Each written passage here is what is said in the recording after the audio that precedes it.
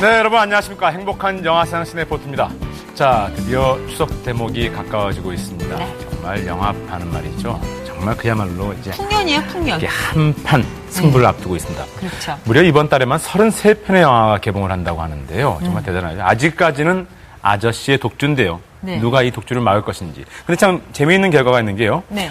이 보고 싶은 33편 영화 중에서 가장 보고 싶은 영화 1위가 레지던트 이블 4라고 합니다. 그래요? 네. 조금 좀 의외네요. 의외죠? 네. 네. 근데 어쨌든 어떤 영화들이 있는지 제가 알려드리자면, 네.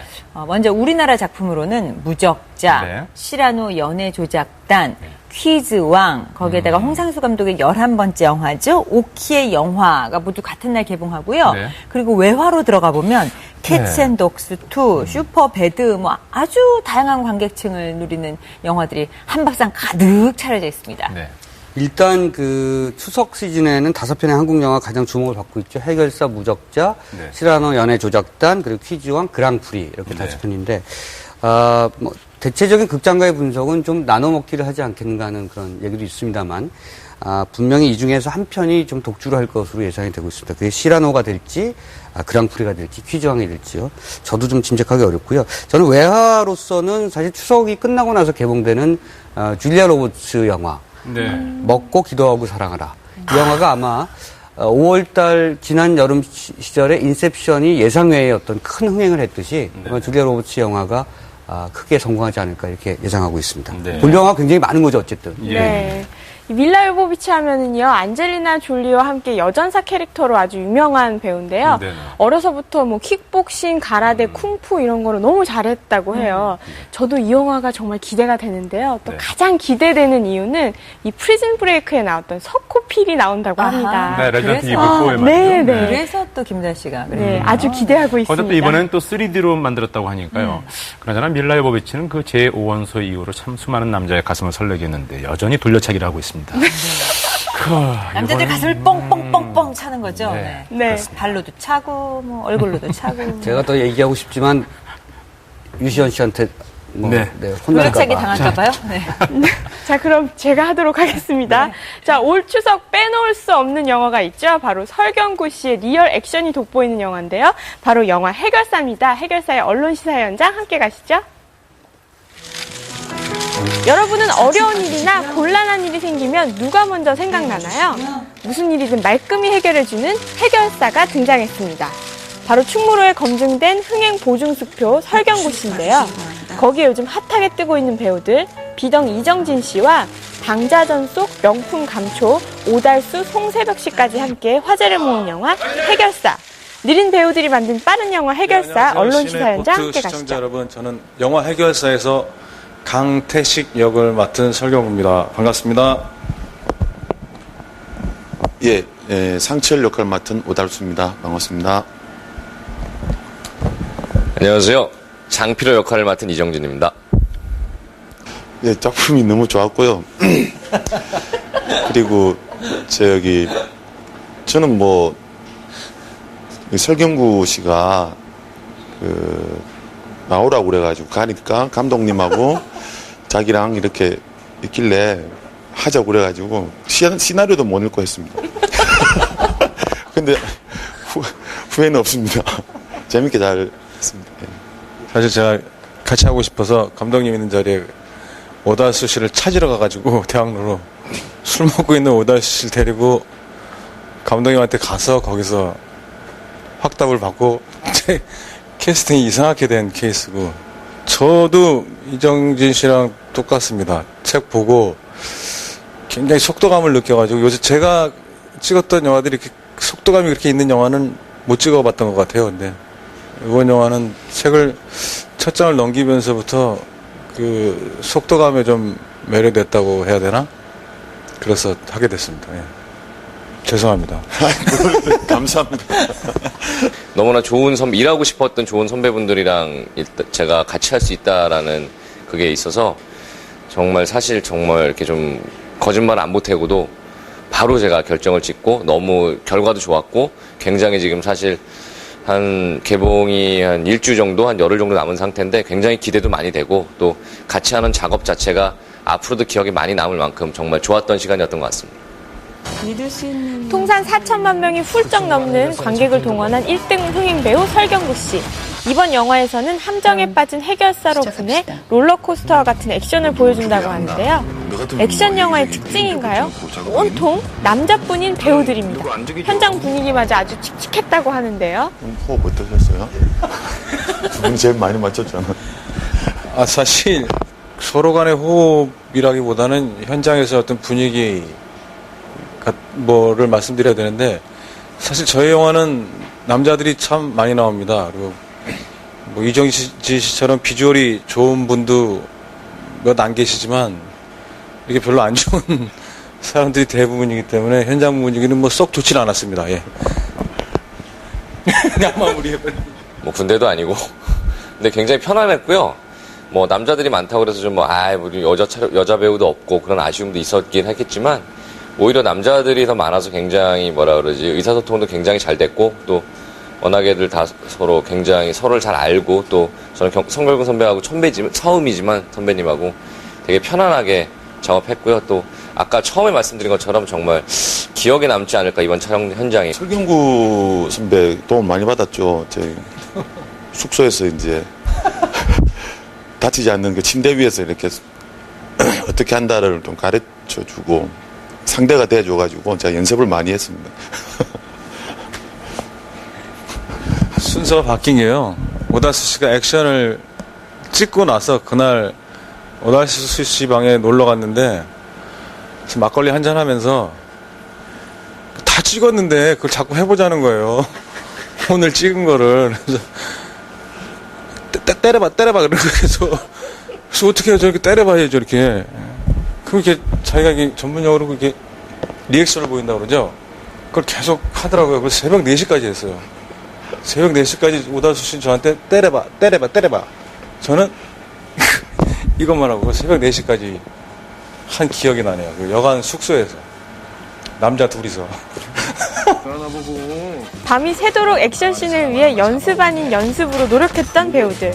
그만큼 이번 영화에서는 액션이 중요한 요소 중 하나인데요. 특히 설경구 씨는 연기 인생 최초로 와이어 액션을 불사하는가 하면 이정진 씨를 니킥으로 기절시키는 순간도 있었다고 합니다.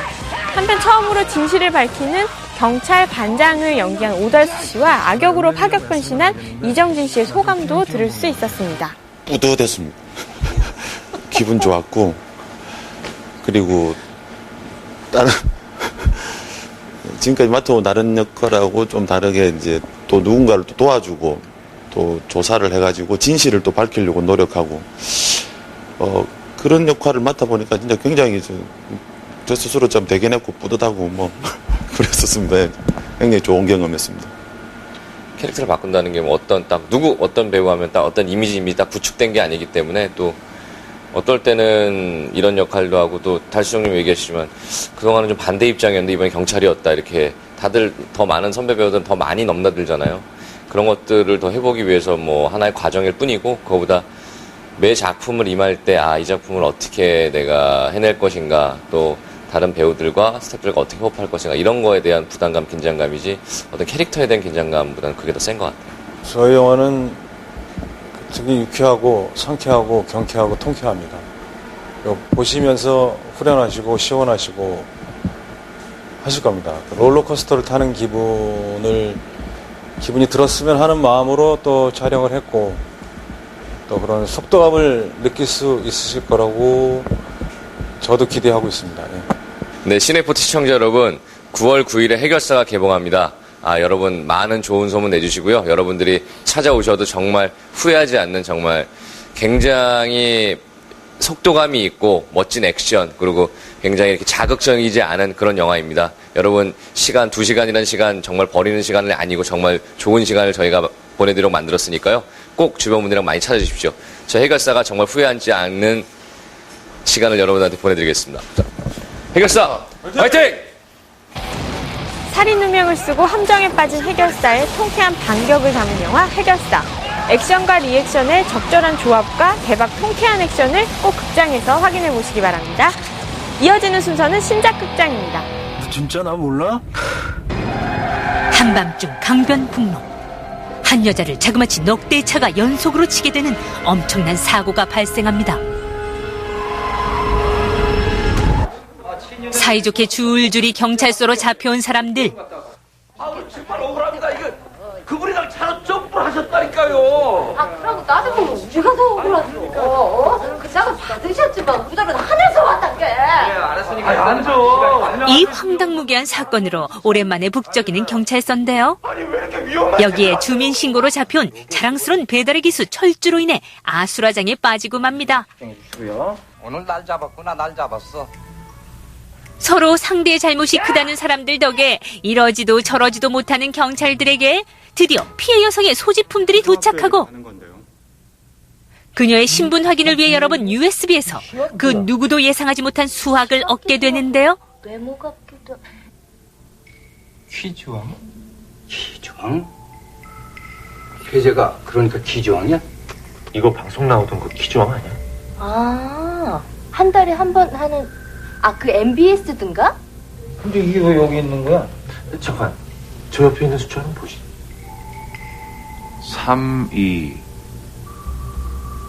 328. 3월 28일 날짜네. 뒤에 17은? 이 프로가 시작된 지 한 1년 반쯤 됐나요? 그쯤 되려나? 한 달에 한 번. 17은 문제 내는 사람이었네. 바로 퀴즈쇼의 문제 출제자였던 피해 여성으로 인해 마의 30번째 정답을 알게 된 것입니다. 당신들 차에 치였다는 그 사람 지금까지 누적된 총 상금액이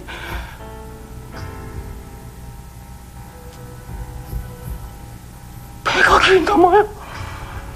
예? 중요한 것은 방송 일에 단 한 번도 우승자가 나온 적이 없어 쌓인 상금이 100억이 넘는다는 것이죠. 우리 말이야 한번 해볼까? 누구도 풀지 못한 그 마지막 정답을 알게 된 일행들. 퀴즈쇼 녹화 당일 모든 사람들이 약속이라도 한 듯 다시 한자리에 모입니다. 아니 당신은 과연 이들 중 누가 100억의 상금을 얻게 될까요? 아니 상금을 얻게 되는 사람이 있기는 할까요?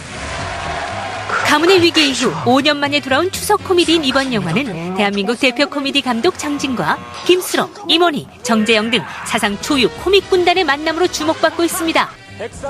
오로지 마지막 정답 하나만 알게 된 대한민국 평균 이하 브레인들이 133억 당첨금이 걸린 퀴즈쇼에 출전하면서 벌어지는 웃지 않곤 못 빼기는 코미디. 무모해도 하지 않을 수 없는 그들의 도전. 영화 퀴즈왕입니다.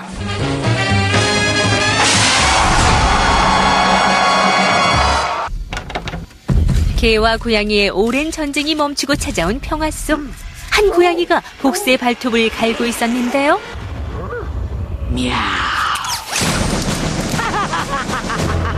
바로 전직 고양이 정보국 요원 키티 갤러우입니다.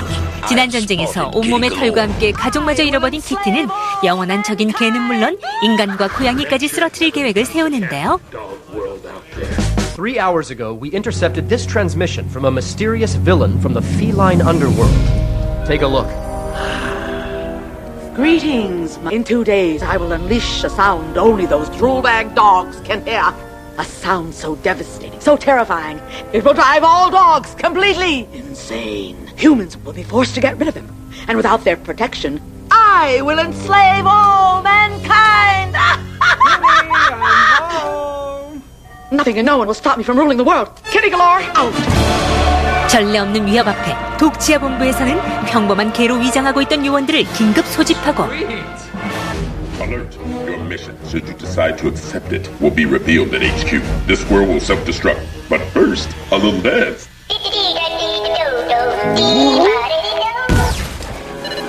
세상을 위해, 종족을 지키기 위해 특단의 조치를 내리죠. You can't begin to imagine how dangerous he is. Our worst fears come true. We have no other choice. Cats and dogs will have to work together. 역사상 처음으로 아빠를 잡은 개와 고양이, 일명 개양이 특공대. 한편 개 요원으로 임명받은 후 첫 임무를 맡게 된 딕스는 키티와 비슷한 범죄를 꾀하다 잡혀온 한이빨 팅클스까지 찾아가지만 There is one way to defeat Kitty Galore. Step 1, release me immediately. What? Forget it. Step 2, I'm gonna need a space shuttle. No. No? All right. You guys are no fun. 별 도움을 받지 못하죠. And now, leave! 과연 개와 고양이의 연합작전은 성공할 수 있을까요? 9년 만에 속편으로 돌아온 캣앤독스2는 올 추석 온 가족을 위한 유일한 애니멀 블록버스터로 한국의 3D 컨버팅 회사 스테레오 피처스 코리아가 3D 버전을 맡아 화제를 모으고 있습니다. 세계 정복의 야욕을 품은 미친 고양이 키티를 막기 위해 개와 고양이들이 오랜 냉전을 끝내고 사상 최초로 벌이는 연합작전을 그린 영화 캣앤독스2. 세계 평화를 위해 나선 동물들의 액션 어드벤처를 극장에서 꼭 확인해 보시기 바랍니다.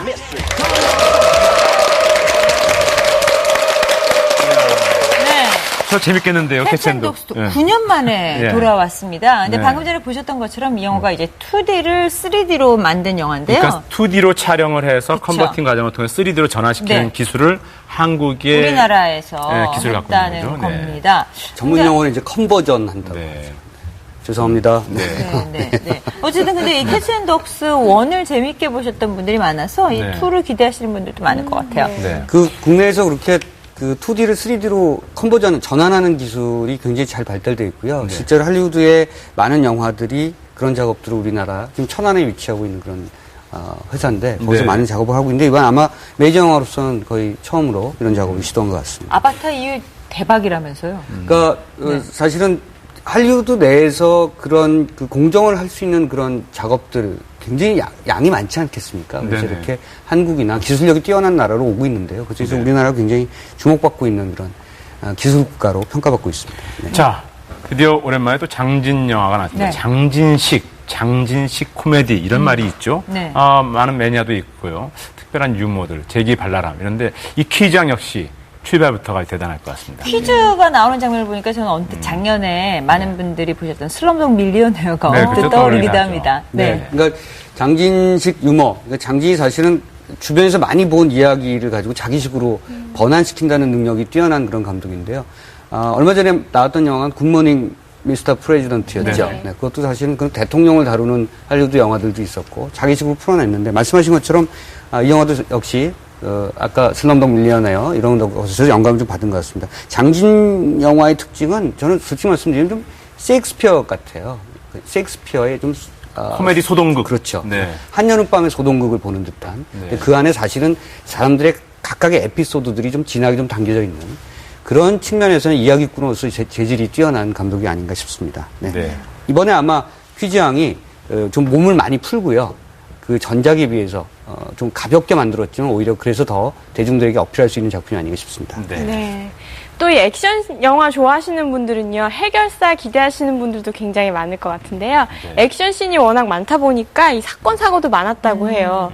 우리의 비덩이 혹시 뭔지 아시나요? 비주얼 덩어리? 그렇죠. 네. 우리의 비주얼 덩어리 이정진 씨가요, 이 네. 설경구 씨 니킥에 맞아서 2번이나 기절을 하셨다고 해요. 네. 큰일 날 뻔했죠. 이정진 씨, 그 비주얼 덩어리 이정진 씨가 아직까지 그 코수염이 완벽하게 자리 잡지 네. 못한 것 그쵸, 같습니다. 코스염이 지금 살짝 난 잘하고 방자전을 찍다 온 건가 했었어요, 사실. 그리고 또 제가 개인적으로 오다수 씨는 잘 알고 있는데 설경구 씨는 새벽에 방을 잘못 찾은 겁니다. 밤새 사람 괴롭힙니다. 예. 네, 계속해서 속보는 신작 보여드리겠습니다. 부산을 무대로 활동하는 무기밀매 조직의 행동파 대장 이영춘. 탈북자 출신의 유난히 무기를 다루는 손재주가 뛰어난 의리의 사나이입니다. Thank you. 이건 너 해라.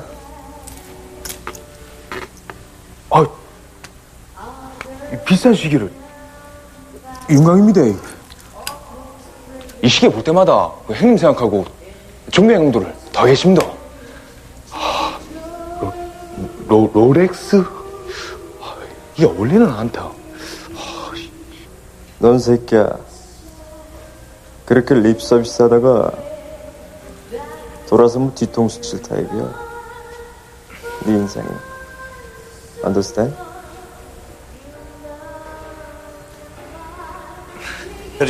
그리고 그런 그가 친형처럼 따르는 조직의 1인자가 있었으니 바로 이 남자 김혁. 가족보다 가까운 친구이자 피를 나눈 동료인데요. 하지만 역시 탈북자 출신인 혁의 관심은 하루라도 빨리 북에 남겨두고 온 동생을 찾는 일뿐입니다. 까꾸의 탈북 브로커한테 수시로 거금 붙여가 동생 찾으려 하는 것도 내가 알고. 배가 네 동생 찾은 그만 손 싹 씻는 기다. 알았다. 야, 철아.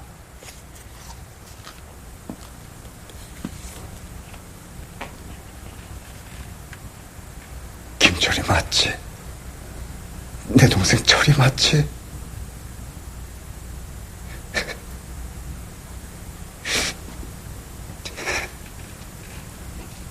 나 형이야. 네, 그러다 어느 날 마침내 꿈에도 그리던 반가운 얼굴. 태국과 몽골을 거쳐 탈북에 성공한 동생 김철과 마주하게 됩니다. 자, 그런데 어찌된 영문일까요? 동생의 반응은 그저 싸늘하기만 합니다. 날 좀 보라.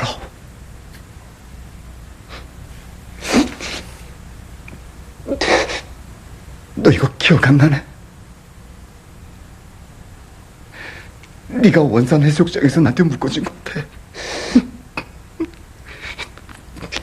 기억 안 나냐? 예, 잠시만. 이거 싫어요! 이거 싫어요! 문 좀 열어주시오! 내 말 좀 들어보라. 내 말 좀 들어보라. 그때는 내가 뭐라고? 잘 보라. 봐! 너 혼자 살았다가 버리고 간 이 얼굴 똑바로 보라. 너 때문에 쑥쑥 끓이고 개처럼 맞아주고 우리 엄마네.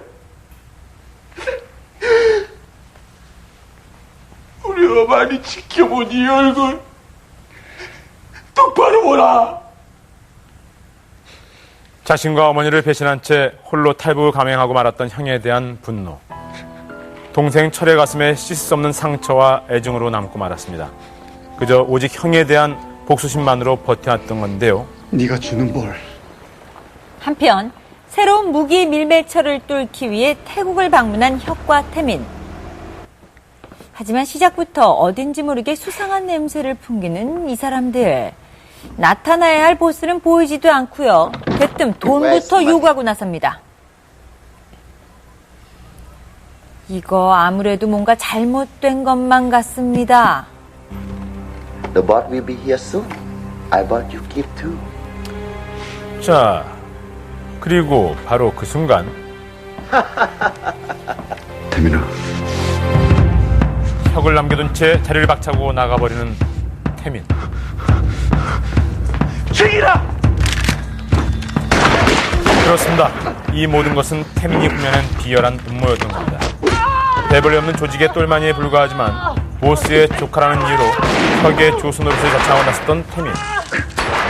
보스에게 인정받지 못하는 심한 열등감에 혁과 영춘을 향한 선망과 질투가 뒤섞여 피를 나는 동지의 의리마저 저버린 건데요.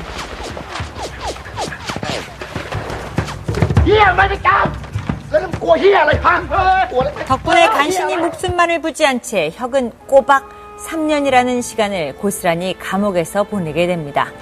그리고 이른바 쌍포로 불리며 혁과 어깨를 나란히 했던 행동대장 영춘. 사나이 체면에 이대로 가만히 앉아 있을 수만은 없다. 혁이 당하는 모습을 지켜볼 수 없어 그는 떠납니다.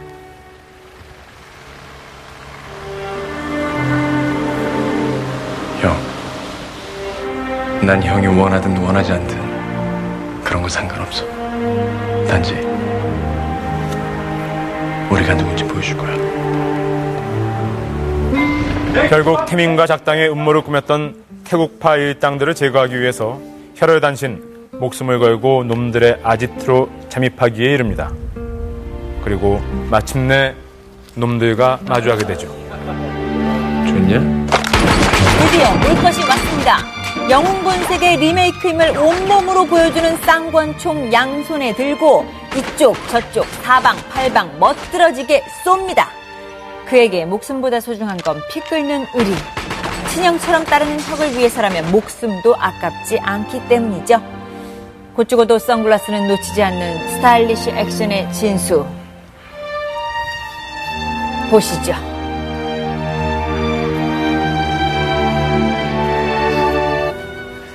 한편 그 시간 하나원을 나와서 남한 사회에 적응을 마친 동생 철은 오로지 형에 대한 복수만을 꿈꾸며 경찰이 되어 나타납니다.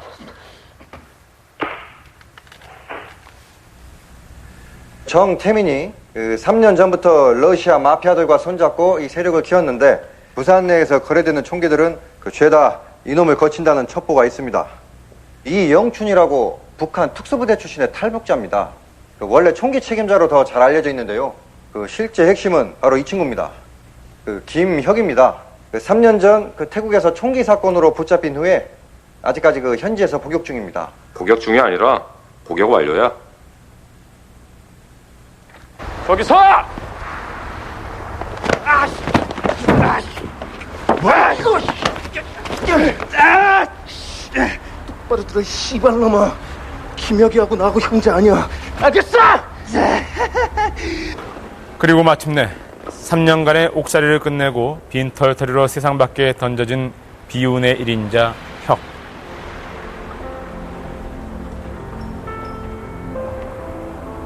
내 나이 뭔데 이 자식아. 꼬리 위에 먹고.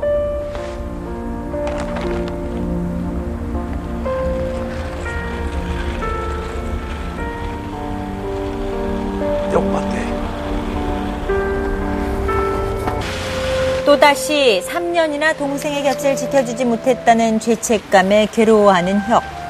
그는 이제 모든 것을 접고 그저 평범한 형으로 돌아가리라 마음먹습니다. 하지만 모처럼 만난 영춘은 그에게 뜻밖의 제안을 건넵니다. 좀 있으면 태민이 새끼가 러시아 쪽 거래를 하는데 한 수십억 원 거야. 뭐야 이게? 일단 병원부터 가보자. 그리고 나서 형,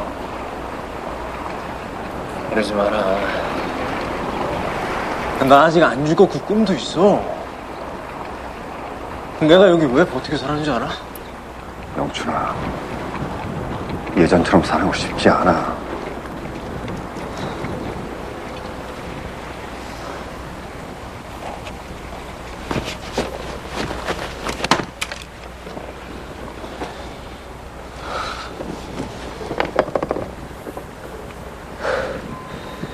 내가 이거 가슴에 품고 그렇게 살았는지 있네 안 해. 나의 형보다 네가 보면 어떻게 버텼는지 네가 안 해? 형은 동생 찾은 걸로 다 됐는지 모르지만 난 말이야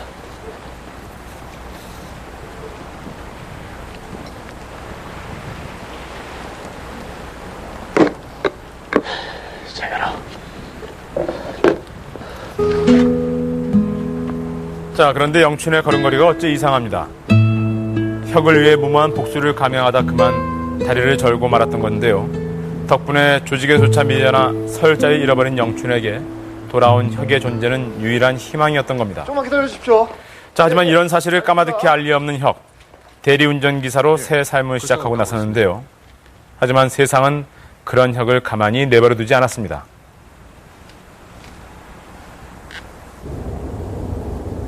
단도직입적으로 말씀드리겠습니다. 형님이 한번 도와주시지. 포기할 수 없는 한 건인데 내 손발을 꽁꽁 묶어놨어요. 우리 철이가 얘. 형님 없어 내 외로웠는데 형님 동생 덕분에 외로움 많이 달랬습니다.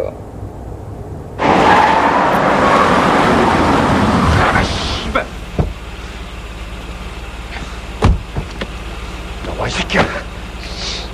뭔데? 네가 지금까지 누구 때문에 목숨 붙였는지 몰라? 내가 배신을 해본 놈이라서 너 같은 놈도 이해를 했어. 내 동생 건드리는 순간 넌 바로 죽어.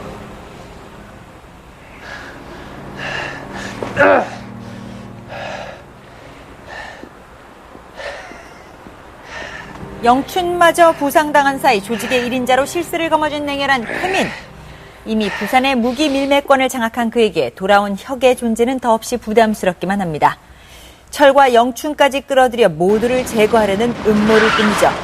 한편 출소한 혁이 태민과 접촉했다는 사실이 알려지면서 철은 다시 한번 좌절하게 됩니다. 정태민이랑 무슨 짓 꾸미는 거야, 이 새끼야! 네가 생각하는 그런 거 아니야, 철아. 더러운 나가리온 내 이름 부르지 마, 이 쓰레기만도 못한 새끼야. 쓰레기? 네 형이야, 이 사람. 네 형이라고. 세상에 하나밖에 없는 네 친형. 근데 쓰레기? 쓰레기? 네 형이 쓰레기야! 새끼야! 그래, 영춘이. 너도 조심해. 내가 다 쳐놓을 테니까. 쏴. 똑바로 쏴. 그만해. 쏴봐, 이 새끼야! 쏴! 하나!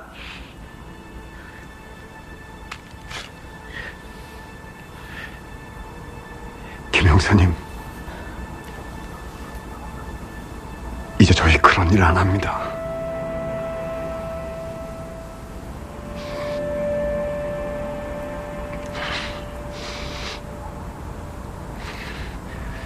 김철 형사님이 형사가 돼서 이제 완전히 여기 사람이 돼서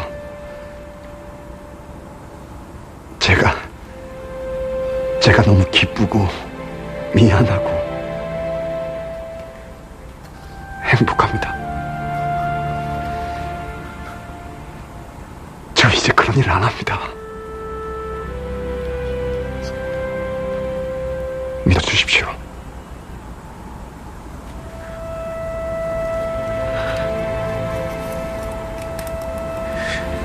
형의 뜨거운 진실 앞에 마침내 철의 마음도 흔들리는 걸까요? 적으로 맞선 형제와 의리로 하나 된 친구, 엇갈린 운명을 바라보는 네 남자의 이야기. 1980년 개봉해 전 세계적인 신드롬을 일으켰던 영웅본색의 한국판 리메이크로 제작 초기부터 끊임없는 관심을 모으고 있는 무적자. 삶도 죽음도 함께한다.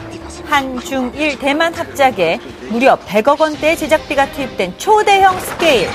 태국과 부산을 오가는 대규모 총격신과 스펙터클한 액션. 주진모, 송승헌, 김강우, 조한선. 마초적 카리스마를 뿜어내는 네 남자의 색다른 매력이 돋보이는 영화 무적자였습니다. 지금까지 속보이는 신작이었습니다.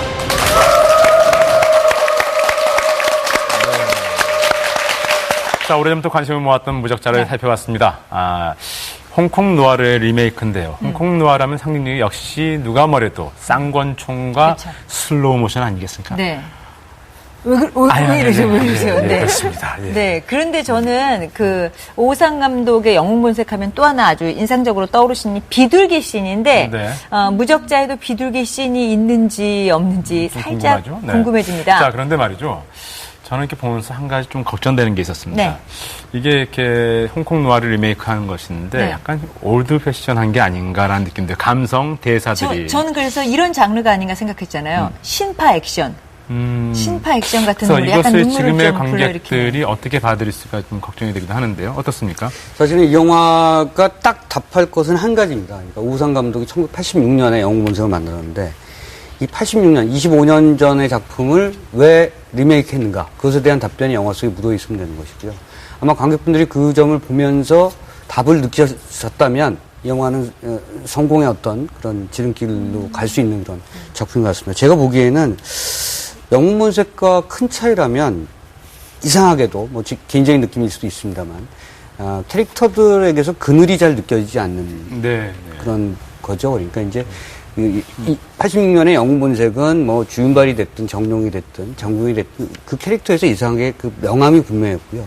삶의 그늘이 굉장히 강하게 느껴졌는데 우리 이번 리메이크 영화에서는 배우분들이 너무 잘생겨서 그런지 그런 측면에서 그런 그늘들이 진정성 있게 느껴지지 않는 부분이 있어서 이 새로운 관객들이 이 영화를 어떻게 받아들일지 좀 궁금합니다. 내용은 좀 많이 다른 것 같아요. 다른 부분도 원작하고. 있고. 기본 네. 프레임은 똑같아요. 예, 사실은. 그러니까 배신, 복수, 후회, 형제, 뭐 그리고 뭐 그런 것들이 있죠. 그리고 다리 저는 것 이런 것들이 뭐 비슷하긴 한데 아무튼 뭐 예로부터 그 남남북녀란 말이 있는데 그 북에서 탈북한 세 명이 너무 잘생겨가지고 네. 조금 헷갈립니다. 예. 또 뭐니 뭐니 해도요. 좋죠, 뭐. 네. 이 관객의 입장에서 봤을 때는 이런 멋진 남자 배우들을 한 자리에서 그럼요. 한 스크린에서 네. 볼 수 있다는 것만으로도 아주 큰 기쁨인 것 같다는 생각이 드는데요. 어떤 관객분들은 좀 따로 보고 싶어요. 그런가요? 한꺼번에 보고 싶어 하지 않고. 그렇죠. 워낙 이제, 김다희 씨 대사 좀 끝내게 해주세요, 좀. 네.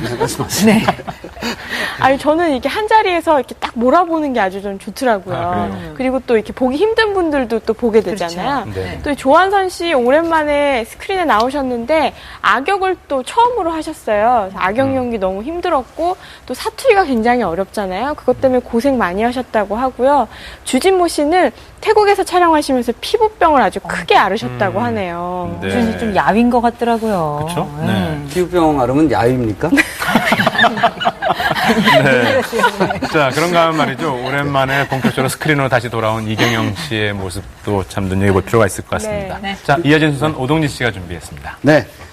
뭐 영웅본색과 같은 맥락에 있는 얘기일 수도 있습니다만 세상이 복수극 천지인 양 온통 요즘 복수극 영화들로 가득 채워지고 있습니다. 왜 그럴까요? 왜 유독 지금 2010년의 영화들이 잔혹한 복수극을 주로 다루고 있는 것일까요? 이번 주 인사이드 무비 복수 영화들을 살펴봤습니다. 때리면 때리는 대로, 차이면 차이는 대로, 유린하면 유린하는 대로 외딴섬 무도에서 그렇게 인간 이하의 취급을 받아가며 살아가던 복남이 어느 날 손에 낫을 듭니다. 자, 영화 속 표현대로 아무리 개, 돼지일지언정 자신의 새끼라면 끔찍한 법이고 그렇게 애지중지하던 딸아이가 짐승 같은 남편 손에 죽게 되자 복남의 머릿속은 온통 하얗게 메말라 버립니다. 그리고 복수의 살인극이 시작되죠. 한 사람 한 사람 복남은 죽일 대상에게 이유를 붙여댑니다. 참으면 병 생긴다네.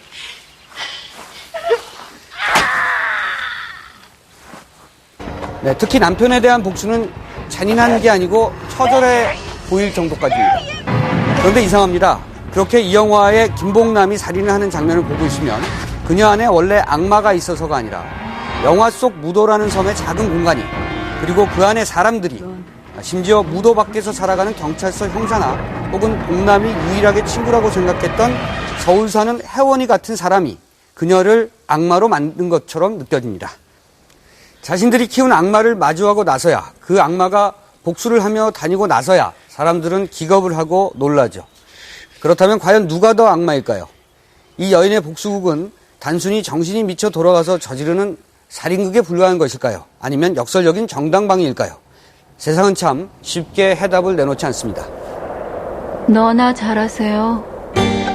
자, 복수하면 사실은 박찬욱 감독입니다.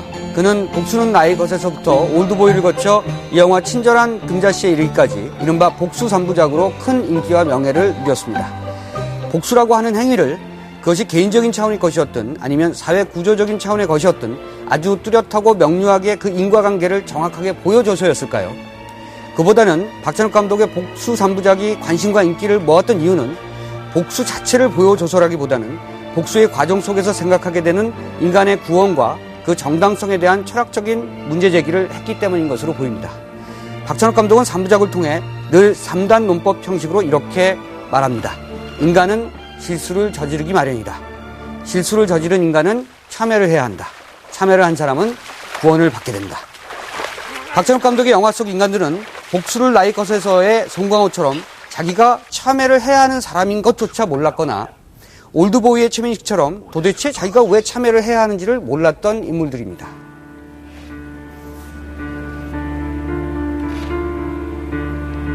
금자야, 눈화장이 그게 뭐야? 아니면 친절한 금자씨에서의 최민식처럼 아예 참회를 할 생각이 없는 인물이죠. 이런 악마를 상대하는 사람들 혹은 사회는 복수를 통해 그런 악마를 참회에 이르게 합니다. 하지만 그것이 꼭 구원에 이르는 길인지 인간의 구원이 꼭 그 같은 잔혹한 통과 의례를 거쳐야 하는지에 대해서는 박찬욱의 영화는 늘 대답을 열어놓습니다. 혹시 복수보다는 용서와 관용이 더 필요한 것이 아니냐는 질문이 들어있는 것 같습니다. 박찬욱 감독의 영화는 늘 그래서 기독교적 원리의식이 느껴지곤 하는데요. 그의 영화가 서구에서 엄청난 반응을 얻고 있는 데에는 그 같은 이유가 깔려 있습니다. 자, 올 하반기 최대 흥행작으로 500만이 넘어가고 있는 원빈 주연의 아저씨는 복수의 본질보다는 그 행동의 양식미에 치중한 작품입니다. 원빈 아저씨가 왜 이렇게까지 분노하는가에 대해서는 그런 건 그닥 영화적이지 않다. 대신 이 영화가 갖고 있는 현대 액션 활극의 묘미를 즐기라고 얘기하는 것처럼 보입니다. 지금 보시는 이런 장면이었죠. 자, 한때 홍콩 누아르가 그랬듯이 비장미가 최고조로 발휘된 작품이긴 하지만 그들 영화가 갖고 있었던 시대적 우울증과 그 휘발성까지는 따라잡지 못했습니다. 이 영화를 두고 팬시형 홍콩 누아르 작품이라고 하는 걸 너무 기분 나빠하지 않았으면 좋겠습니다. 니들이 한 대로 똑같이 할 거야. 더 하진 않을 테니까 걱정하지 마. 자, 시대적 공기, 곧 사회 분위기와 전혀 상관없이 영화가 슈퍼히어로 대 악마의 1대1 싸움으로 그 극단으로 치달았던 작품은 바로 이 영화 악마를 보았다였죠. 아마도 이 영화만큼 경찰 조직이 늘 뒷북을 치는 경우도 근래 한국 영화에서는 참 드문 일이었던 것 같습니다. 그만큼 김지훈 감독은 이번 영화에서 양극단의 싸움에 치중하려 했었던 것으로 보입니다. 저는 사실 이 영화가 그닥 잔혹하다고 느끼지 않았습니다. 그러니까 서로 치고받고 쏘고 찌르고 하는 액션극에서는 그렇게 잔인함을 느끼지 못했습니다. 오히려 그보다 살인과 복수를 계획하는 두 주인공이 혼자서 상대방을 기다리면서 그 홀로의 시간과 공간에 남아있는 모습에 흠칫 몸이 떨리곤 했습니다. 자, 인간의 잔인함은 사실 사람의 마음속 그 심연에 있기 마련입니다. 왜 이렇게 복수극이 많은 걸까요? 세상에 대해 복수하고 싶은 사람들의 마음이 반영된 것일까요? 하지만 그건 하나의 수사학에 불과할 수 있습니다. 그보다는 그만큼 우리 사회가 법과 제도, 시스템이 붕괴된, 그래서 여과 없는 잔혹한 사회가 돼가고 있음을 보여줍니다. 복수의 영화가 많은 것은 문제가 아닙니다. 복수를 개인적인 차원에서 이루려는 태도가 팽배해지고 있는 것, 우리가 걱정해야 하는 것은 바로 그 점입니다. 지금까지 인사이드 무비였습니다.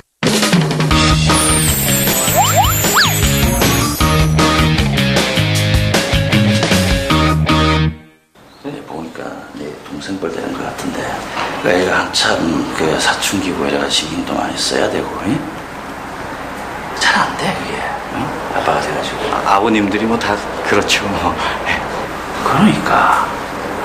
그러니까 선생님이 신경을 써줘야지. 예. 아, 선생님이 선생님이잖아. 어? 내가 언제 시간 낼 테니까 술 한잔 하지 뭐. 딸내미 성적이 20등이나 뚝 떨어졌으니 담임선생님 호출받고 달려간 불량아빠 송강호. 일단 거두절미하고 봉투 열렸네. 봉투부터 쑤셔놓고 봅니다. 내 동생 같으니까 이게 언제 시간 내서 술 한잔 하자고. 아니 저기 희순이 아버님. 그렇게 소쿨하게 돌아선 며칠 후 식스센스도 놀라 혓빠질 일대 반전이 있었으니 진짜 아빠 때문에 미치겠어. 나 진짜 아빠 때문에 죽고 싶어. 미쳐버릴 것 같다고. 이 무슨 자다가 봉창 두드리는 소린가 그래? 야 이순아. 이건 뭐야? 어? 황실름 사롱 200만 원 최고의 서비스로 여러분을 당신 좀 미친 거 아니야? 에헤이 말을 참. 아니 세상에 돈 주는 부모는 봤어도 이런 룸사롱 티켓 주는 부모는 처음 봤어. 그것도 선생님한테. 아빠란 사람이 생각하는 것도 아유 참. 저기를 말아봐. 그도 그럴 것이 나이트 룸사롱과는 불가분의 관계. 불량아빠 희순 아버님 송강호의 본업이라 함은 떼인 돈은 기본, 없는 계약서도 받아내는 얘를 깍둑 형님 되겠습니다. 바로 서 반으로. 그래. 너 이거 안 해봤어? 뒤에 또. 깡패짓도 언 10년차. 마냥 몸으로 때우기엔 버거울 법도 한데요. 허나 어쩐답니까? 애들 학비며 유학비며 네 식구 입에 풀칠하기도 빠듯한 것을. 그런데 이거 속도 모르는 이놈의 망할 지집에 강목 맞아가며 금이야 오기야 키워놨더니 일기장이라고 써놓은 꼬라지가 기가 막히고 코가 막힐 판입니다. 이러니 이거 어디 술 한잔 안 하게 생겼나요? 그런데도 지 잘났다고 큰 소리네요. 지금 내 방 뒤졌어? 이젠 별짓 다 안 해. 진짜 저질이다. 왜 남의 방을 뒤져? 야, 아빠 죽었으면 좋겠어.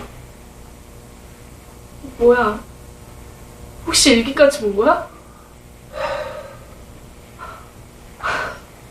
그래, 봤으면 다 알겠네. 죽어버렸으면 좋겠어. 아빠가 없어졌으면 좋겠어. 어허, 이러니 이걸 어쩌면 좋습니까, 그래. 가뜩이나 꼭지는 돌대로 돌았고, 애미애비도 못 알아본다는 나수까지 지대로 한 잔 걸치셨으니 사고치기 딱 좋은 시츄에이션이 아닐 수 없겠죠? 이런 게 좋겠지, 그지? 그러면 아빠도 행복할 것 같아. 칠래. 그럼 아빠 죽어. 야, 이순아. 너 아빠 죽었으면 좋겠다며. 어? 너 희순이, 얘는 집에 놔두고. 나도 같이 가셔야 되거든요. 신고를 하시기 때문에. 아니, 그냥 그게 아니고. 이게 싸움이 아니라니까, 뭘. 아니, 뭐. 더구나 엔터 한 방에 줄줄이 쏟아져 나오는 화려한 전과까지. 이가 아무리 불량 아빠라지만 체면이 영 말이 아닙니다. 애 앞에서 그만합시다. 어이구. 애 앞에서 창피한 줄 아는 사람이 밖에서도 모질라서 집에까지 와서 칼을 들어? 에이, 그만하자니까! 이 사람이 지금 어디 와서 야, 이 사람 그 조직폭력 특별 관리 대상이지? 애 지금 쇼크 받았어. 네가 사람 패고 있는 거 꿈에서도 나온다더라. 애들까지 망치기 싫으니까 깡패짓을 그만두든지 나랑 헤어지든지 네가 알아서 해. 에이, 그러게 그 가와 만사성이랑 헤이건을 그 가뜩이나 딸내미 덕에 심히 속상하신 대한민국 대표 불량아빠 송강호, 그를 제거하려는 조직 내 음해 세력까지 발동 걸고 나섰으니 무사히 조직에서 손을 떼고 딸내미여 마눌님의 품으로 돌아갈 수 있을까요? 낌쩍 사서 벽기 상태. 오호호, 와우, 너는 한 번이야. 여기 골 때리는 불량아빠 또 하나 추가요. 정웅인 유승호 부자. 아빠. 아빠, 엄마 보고 싶지 않아? 엄마? 보고 싶지. 엄마 어떻게 만났어? 엄마, 도서관에서. 도서관 같은 소리하고 자빠졌네. 언제부터 도서관에 사이키 조명을 돌렸던가요? 잠깐! 뭐야, 또? 동작 그만! 한때 잘 나가던 날라리 고딩으로 이름을 날렸던 정웅이 쭉쭉빵빵 나이트 쭉쟁이걸 에란에게 제대로 필이 꽂혔습니다. 아빠, 내 이름 효원이는 누가 지었어? 아빠가. 왜? 그냥 이름이 너무 멋있어서. 그러니까 그게 그날 밤 고딩 신분을 까마득히 망각한 채 알코올의 힘을 빌어 높디 높은 만리장성을 쌓고 말았으니, 그로부터 정확히 1년 후 그야말로 놀랄로짜 기절초풍할 만한 선물을 배달받게 됩니다. 교실에서, 그것도 퀵서비스로 말이죠. 아유, 요런 샹렬의 새끼 그냥 대구박에 피도 안 마는 놈의 새끼가. 내가 이 자식아 까나리 액젓, 명란젓, 각종 사무집기, 차파, 독구메리 쫑까지 다 배달해봤지만 요런 충격적인 배달은 처음이야. 아유, 이놈의 새끼 그냥. 아유. 그리하여 수소문 끝에 그날 밤 나이트 그녀의 소재를 파악한 정웅인. 네가 애란 이해해라. 미국 연락처 좀 할 수 있을까? 왜? 너도 퀵 서비스로 보내려고? 야, 그러지 말고 웬만하면 잘 키워라. 얘가 학교에서 태어나가지고 공부하는 기똥차게 잘할 거야. 그리하여 그때부터 아빠를 따라 성인 나이트를 전전하며 나이보다 조숙하게 성장한 유승호. 이게 도대체 초등학교 1학년짜리 아가 쓴 일기장이 맛입니까 이거? 예? 이 보소. 오늘 날씨가 졸라 좋다. 아이고 참말로.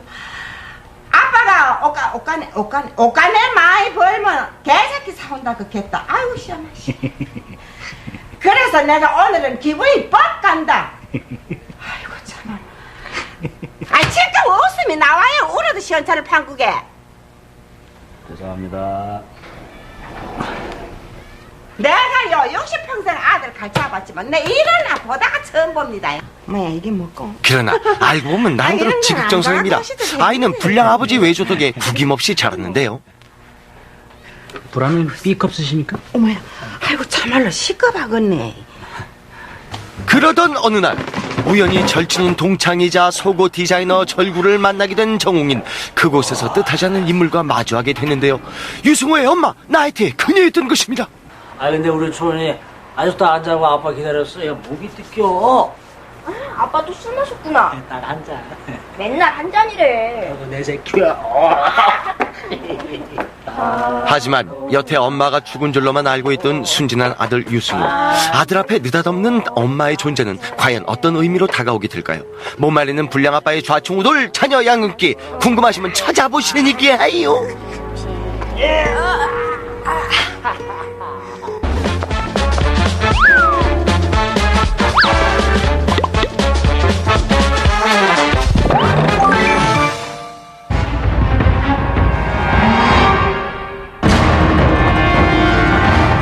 넌 너무 불친절해.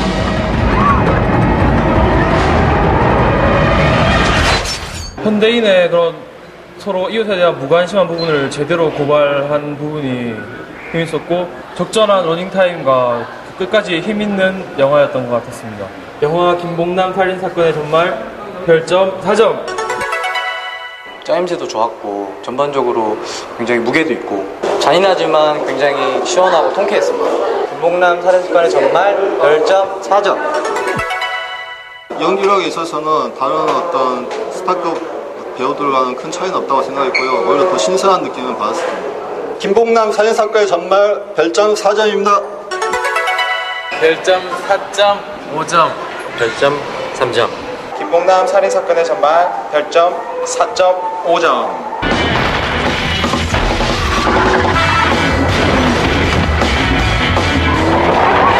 I married a crime.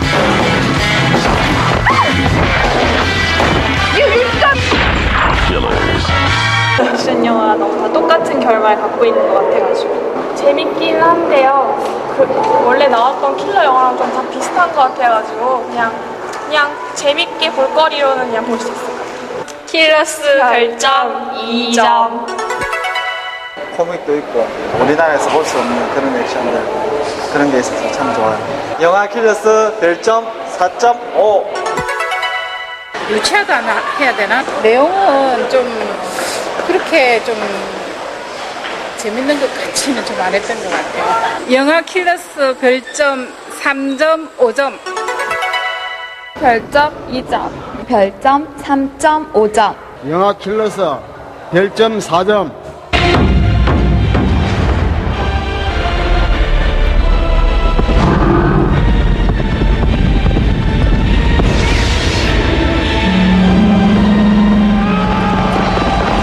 역사적 사실에 바탕을 하면서도 현대 감각에 뒤지지 않게 잘 이렇게 시나리오도 잘 썼고 연기도 잘 된 것 같아요. 액션, 그러니까 작품성과 오락성을 겸비한 영화라고 생각됩니다. 뮬란 전사에 관한 별점 5점. 전쟁 장면에서 일단 우리나라 전쟁하고는 비교 안 될 정도로 볼거리도 이렇게 전체적으로 되게 많았던 것 같고 재밌게 봤어요. 뮬란 전사에 대한 별점 4점. 전쟁에 그걸 맞추다기보다는 좀 로맨스 쪽에 너무 이렇게 포인트를 맞추다 보니까 흥미를 좀 유발하는 부분이 너무 떨어지고 스토리도 좀 너무 진부하게 나가서 생각보다 별로였어요. 영화 뮬란 전사에 기한 별점 2점. 별점 4점요. 별점 5점 드리겠습니다. 5개. 뮬란 전사에 기한 별점 5점.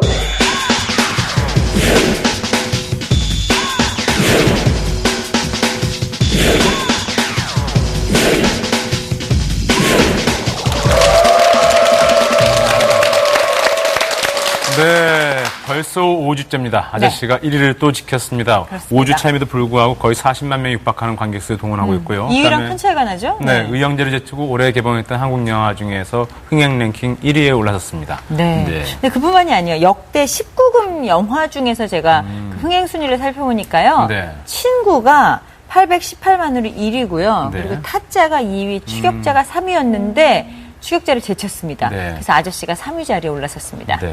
그래도 좀 균형을 맞춰줬으면 좋겠다 싶은 생각이 있어요. 김봉남 살인사건 전말을 일반 극장에서 가서 보시면 극장 찾기 굉장히 어렵습니다. 그러니까 처음에 뭐 30개 스크린에서 출발했는데 요즘 뭐 화제를 모으니까 스크린 수가 좀 늘어나고 있긴 합니다만 초반에는 너무 적었어요. 그래서 이 깐느에까지 나갔던 영화고 국제적으로 호평을 받았던 영화를 이렇게 국내에서 홀대할 수 있는가. 깐느 때문에 적게 잡은 거 아닐까요? 관객이 낯을 들죠, 잘못. 과격한 표현을 한다면. 그래서 이런 영화들은 좀 의욕적으로 배급이나 극장 상영들이 좀 확대돼서 돼야 되지 않을까 하는 생각을 좀 해봤습니다. 네.